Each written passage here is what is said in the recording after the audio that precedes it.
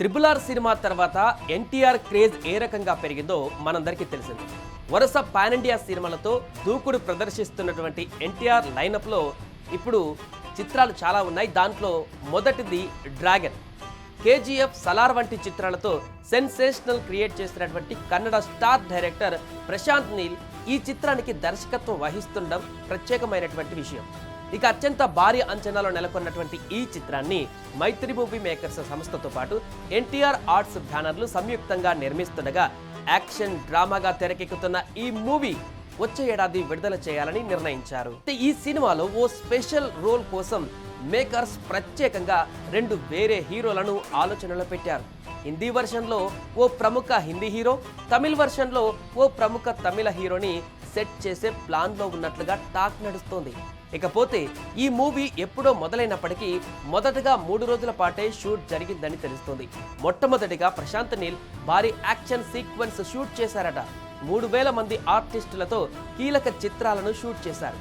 తర్వాత తారక్ వార్ 2 చిత్రంతో బిజీగా ఉండడం వల్ల ప్రశాంత్ నీల్ ప్రాజెక్టుకు సమయం ఇవ్వలేకపోయారట. ప్రస్తుతం వార్ 2 విడుదలై మిగతా కార్యక్రమాలన్నీ కూడా ముగియడంతో ఫుల్ ఫోకస్ ఇప్పుడు డ్రాగన్ చిత్రం పైన పెట్టారంట. అయితే ఈ ఆలస్యానికి మరొక కారణం కూడా ఉందట. ఈ చిత్రం కోసం హైదరాబాద్లో భారీ ఇంటి సెట్ను నిర్మిస్తుందట ఆర్ట్ డిపార్ట్మెంట్. ఈ సెట్ నిర్మాణ పనులు పూర్తవగానే సెప్టెంబర్ మొదటి వారంలో లేదంటే 2వ వారంలో రెగ్యులర్ షూటింగ్ పునఃప్రారంభం కానుంది. ఇక ఇప్పటికే హైదరాబాద్ పరిసర ప్రాంతాలలో పలు కీలక లొకేషన్స్లో యాక్షన్ బ్లాక్స్ ని చిత్రీకరించిన దర్శకుడు ప్రశాంత్ నీల్ ప్రస్తుతం రామోజీ ఫిలిం సిటీలో ఓ బిగ్ స్కేల్ సీక్వెన్స్ కి రెడీ అయ్యారు.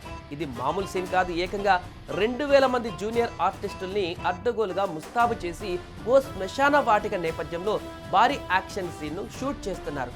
ఇక ఈ సినిమా జనవరి 9, 2026న రిలీజ్ చేయడానికి యూనిట్ సిద్ధంగా ఉన్నట్టు క్లారిటీ ఇచ్చింది.